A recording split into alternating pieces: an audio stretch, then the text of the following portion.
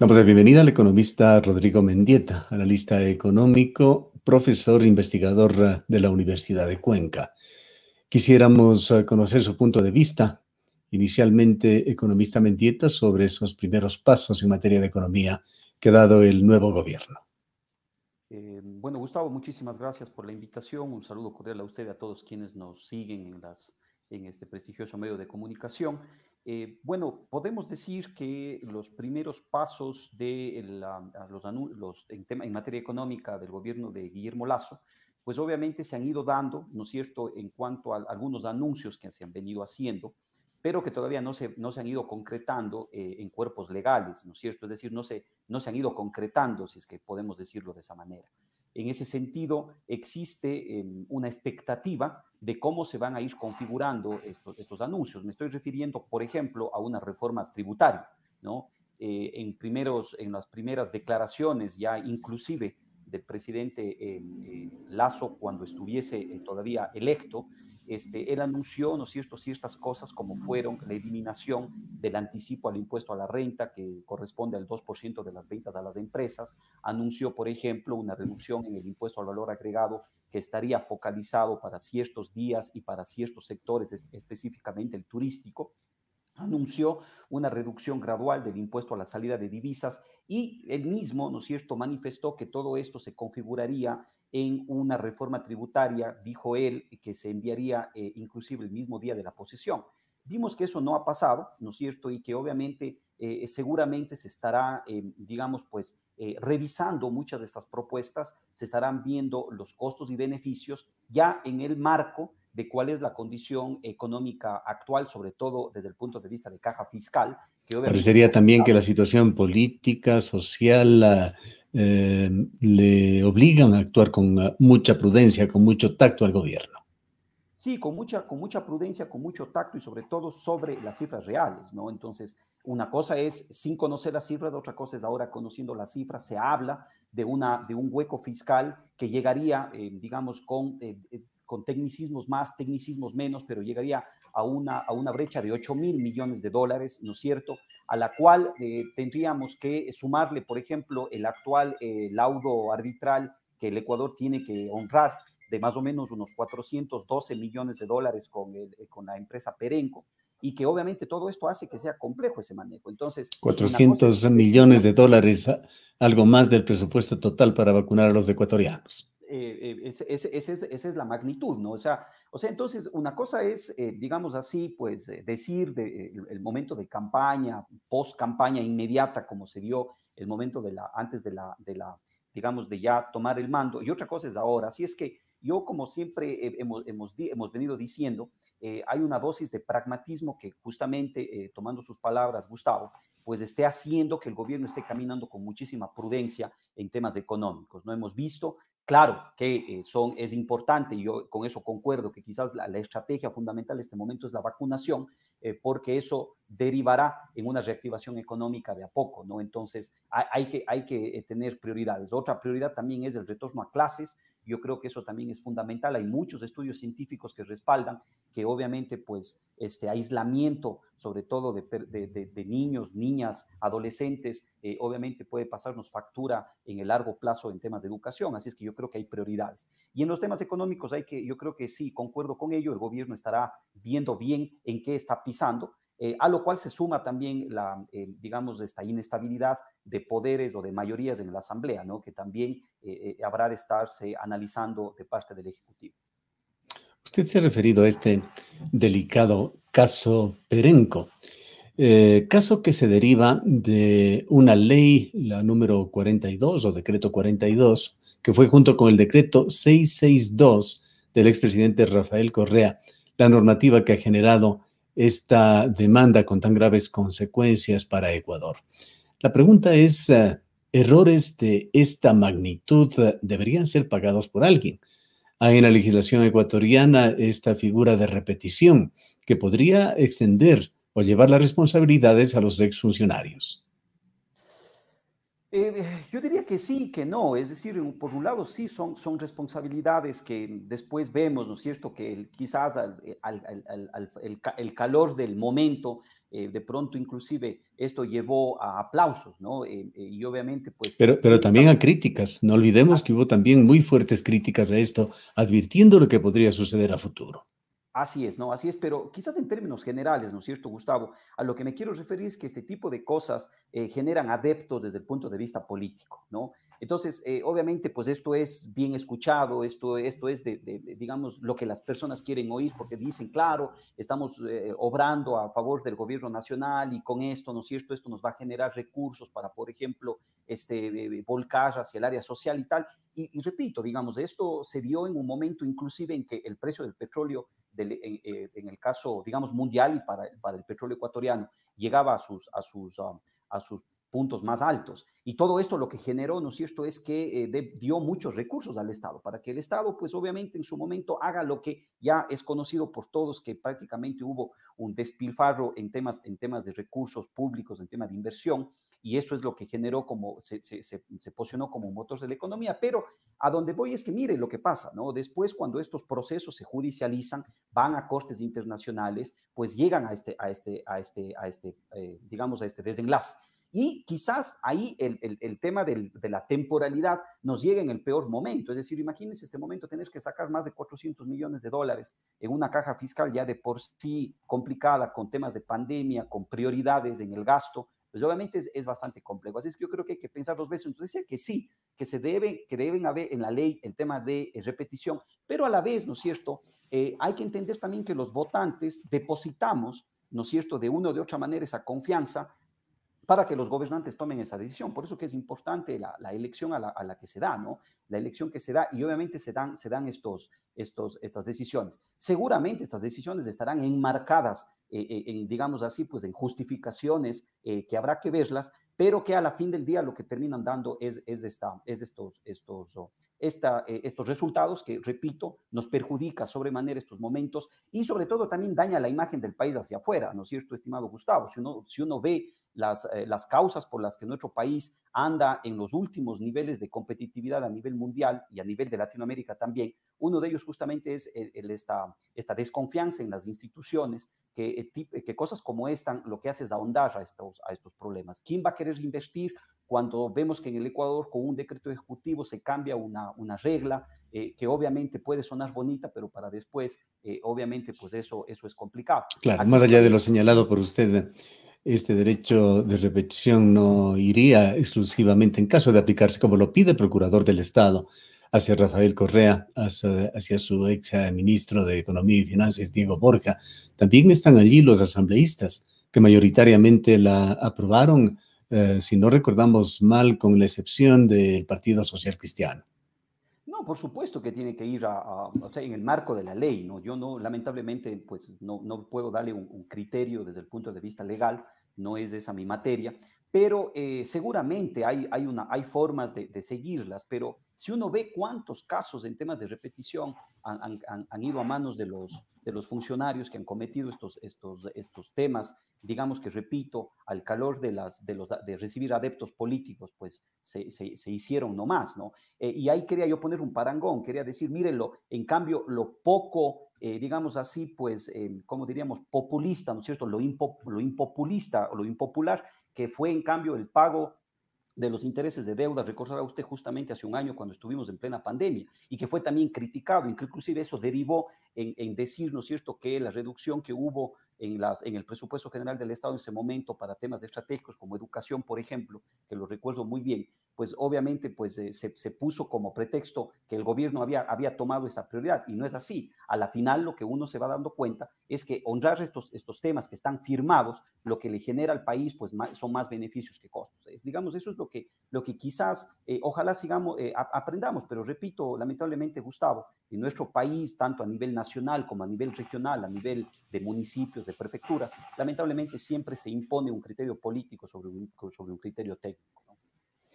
¿Cuáles son las principales dificultades que ve usted en el ámbito económico para Guillermo Lasso?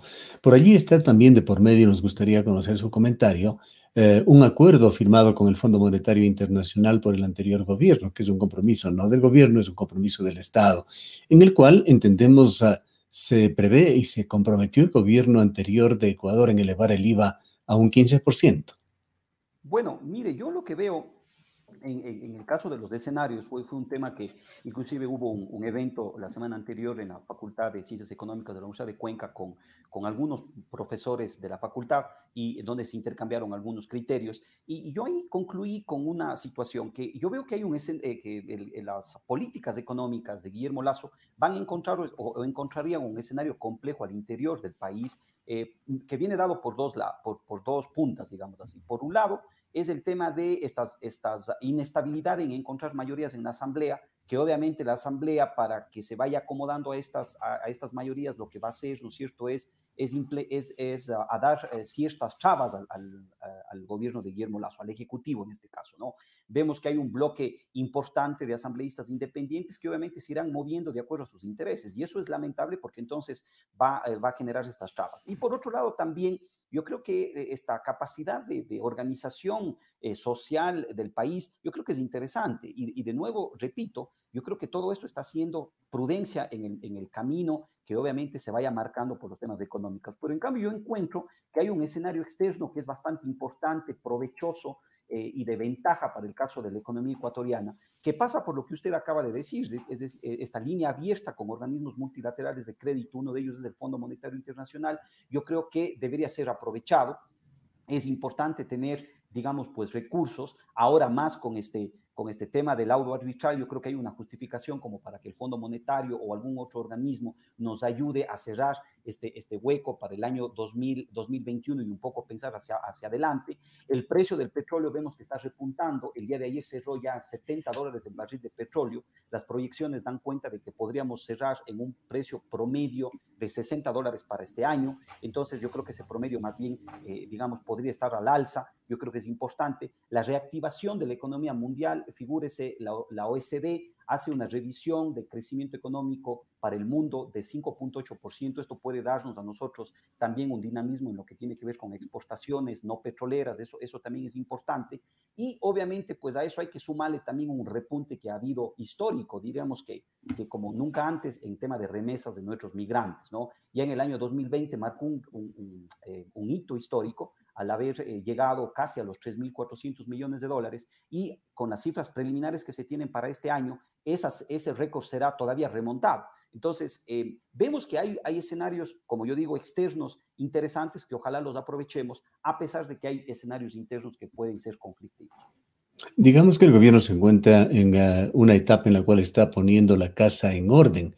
Pero ¿qué expectativas existen sobre una reactivación de la economía ecuatoriana, más allá de arreglar los desbalances del momento? Mire, yo creo que ahí hay un dato importante, porque siempre en economía tenemos que movernos por señales. Y hay una señal que me preocupó, digamos, a pesar de este escenario externo que puede ser ventajoso, y es la revisión de crecimiento que hiciera el Banco Central la semana anterior en cuanto al crecimiento de la economía para este año. Y revisó a la baja, ubicándole en una tasa de crecimiento de 2,8%. ¿Eso qué quiere decir? Si uno compara con otros países, inclusive de la región, inclusive que han tenido problemas digamos, de otra índole, como es el caso de Colombia, como es el caso actual también de Perú, en este ciclo político que también digamos, está inmerso, pues uno ve, ¿no es cierto?, que la recuperación del Ecuador va a ser muy lenta. Y eso depende de varios, digamos, responde a varios factores. Puede responder justamente a que se nota que se va a encontrar conflictividad, que se va a encontrar, digamos, pues obstáculos para llegar a acuerdo en lo que tiene que ver con reformas tributarias, con reformas laborales, por ejemplo, ¿no? Y entonces yo creo que eso se está viendo, por eso se está revisando a la baja el tema de crecimiento. Ya vendrán organismos internacionales que hagan lo propio, habrá que ir viendo también esas señales, cómo se dan. Pero yo lo que le podría decir, contestar a su pregunta, que las expectativas es de una recuperación lenta. Una recuperación lenta que obviamente pues está supeditada y que será sujeta de revisión en la medida en que vaya dándose, digamos, este tema de la vacunación, pero que no es suficiente. Es decir, mire usted, nuestra economía es tan compleja que un tema tan importante para cualquier otra economía, inclusive para el resto del mundo, como es el tema de superar el COVID vía una vacunación masiva que llegue a un porcentaje de lo que los especialistas denominan una inmunización de rebaño, ¿no es cierto? Entonces, si llegar a eso no es suficiente para la reactivación económica, porque obviamente está tan golpeado sectores como el comercial, el sector de la construcción, el sector servicios, que abarcan a una gran cantidad de mano de obra y que representan una gran, digamos, porcentaje en cuanto a generación de producción en el país, pues obviamente está tan golpeado que va a necesitarse un apoyo diferente o más allá, que llegue más allá que la vacunación. Ojalá tengamos la presencia de créditos blandos, ojalá tengamos la presencia de ayudas gubernamentales,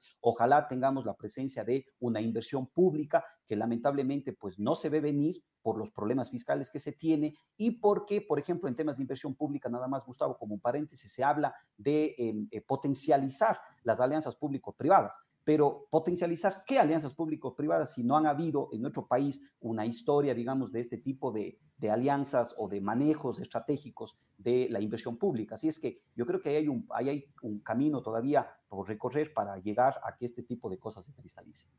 Quisiera tocar también los defectos de la ley de dolarización propuesto ya en las instancias finales por el gobierno anterior, aprobado con las justas, diríamos, por la Asamblea. Dentro de los avatares políticos se veía la necesidad de esta ley para proteger, sobre todo por efectos que podían venir de la otra candidatura del señor Arauz. La ley se la aprobó igual, se encuentra en plena vigencia y el momento ya en que empiecen a funcionar los mecanismos que se propusieron. Coincidencialmente, como debía darse, se ha presentado ya la renuncia de Verónica Artola, la gerente del Banco Central, y tendrá que resolverse ya por parte de la Junta de Regulación Monetaria y Financiera el tema de esta renuncia, así como el de los burós de crédito, sistema de tasas en forma inmediata. ¿Cómo, cuándo y con qué propósitos debería darse esto? A ver, bueno, el tema de la ley de defensa de la dolarización, como usted bien advierte, Gustavo, hay que entenderla que lo que se estuvo es dando como que un apuro con el ánimo de blindar al Banco Central para que el Banco Central no haga y no vuelva a hacer, digamos así, pasarle un crédito al gobierno de turno, cualquiera que este sea, para que obviamente esto lo vuelque para el tema de gasto, ¿no? Para el tema de inversión, para un tema de cerrar las brechas, etcétera. Entonces, en ese sentido, el Banco Central se blindaba. Era necesaria una ley, a pesar de que ya en la ley está esto prohibido, porque por lógica razón, un dinero que no es del público, que no es del gobierno, quiero decir, sino más bien que viene como fuentes de otras personas, como somos los depositantes, como son ciertos valores que tienen los gobiernos autónomos descentralizados, como es cierto dinero que tiene sobre todo el sistema de seguridad social en nuestro país. Entonces es un dinero que no se puede utilizar. Y eso ya estaba en la ley, pero a pesar de aquello, se dieron formas para que este dinero pueda ser utilizado, ¿no?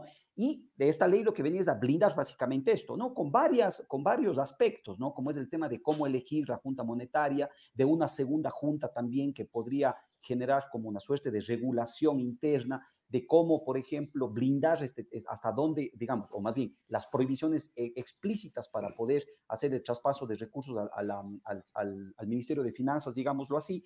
Y obviamente esto está en la ley, pero la idea era justamente que esto era blindar para un supuesto gobierno que podía venir y que iba a hacer uso de esto, ¿no es cierto? Y que obviamente iba a tener como parte de su manejo político, económico, perdón, algo que ya se venía dando. Entonces, eso era un gobierno inminentemente del economista Arauz, ¿no es cierto?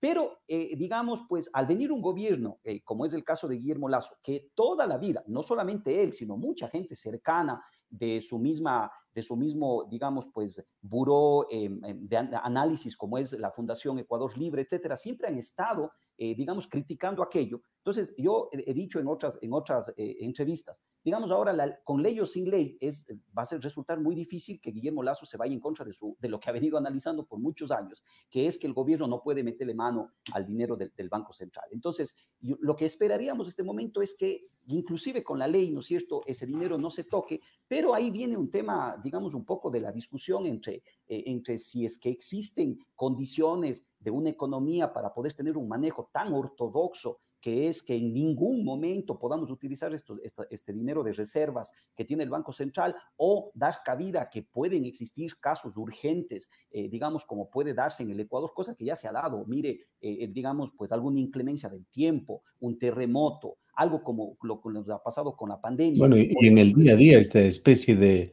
de microcréditos que va haciendo el gobierno utilizando este dinero, que lo ha hecho usualmente.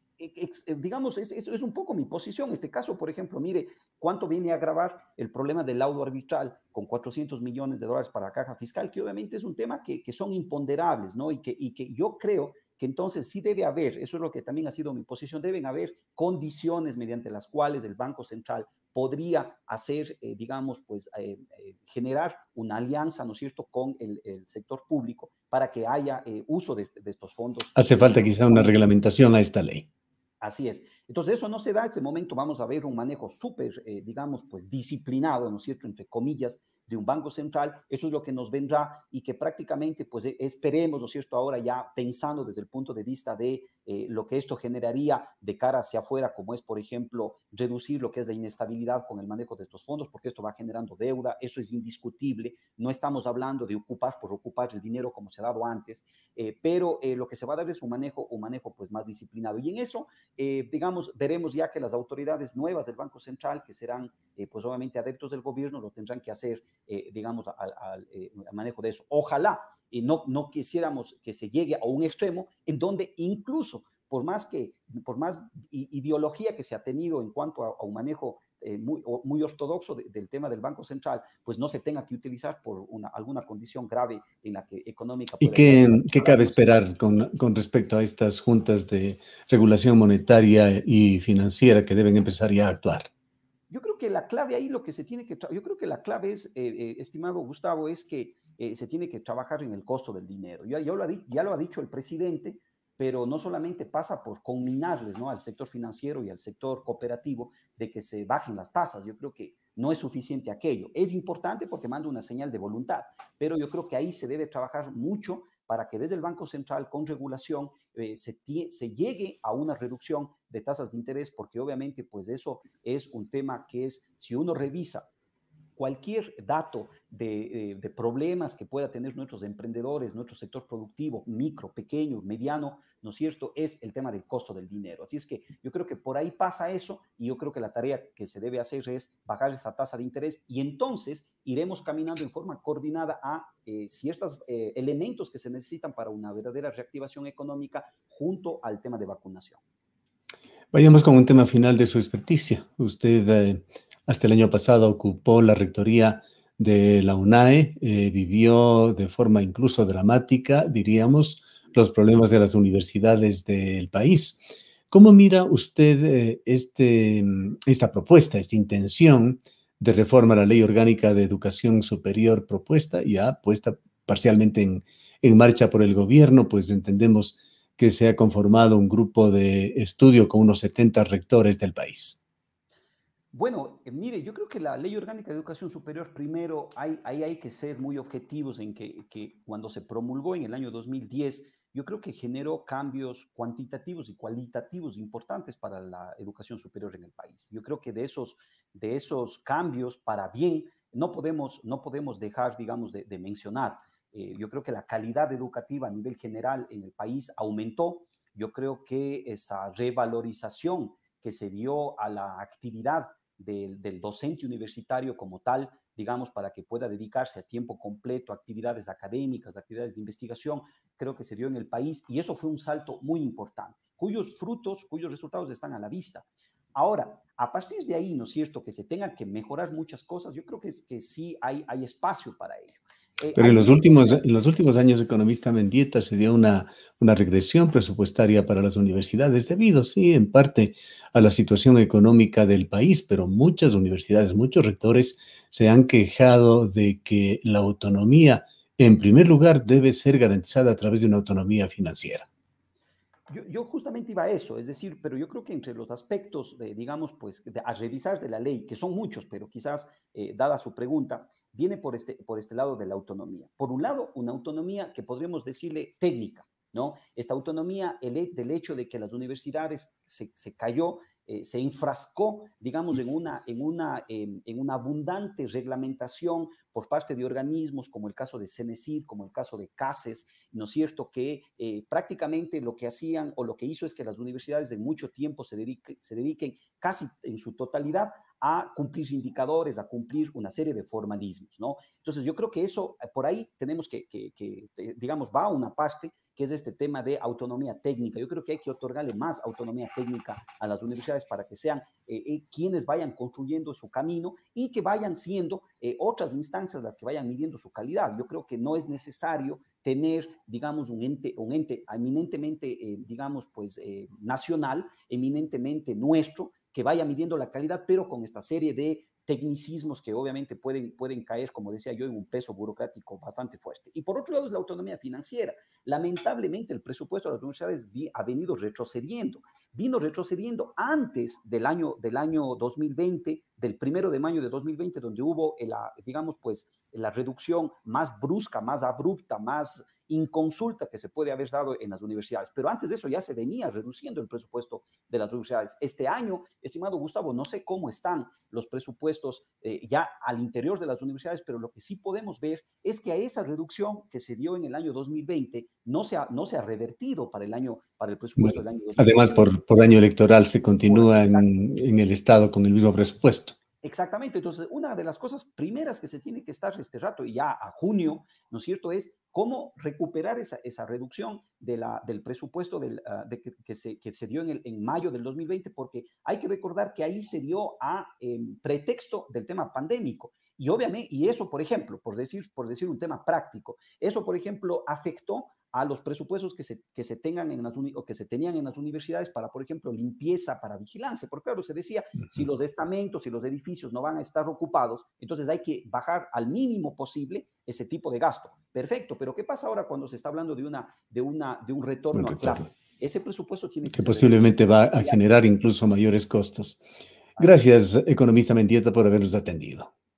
A usted, Gustavo, a las órdenes siempre. Declaraciones del economista Rodrigo Mendieta, ex rector de la UNAE, actualmente profesor investigador de la Universidad de Ecuador.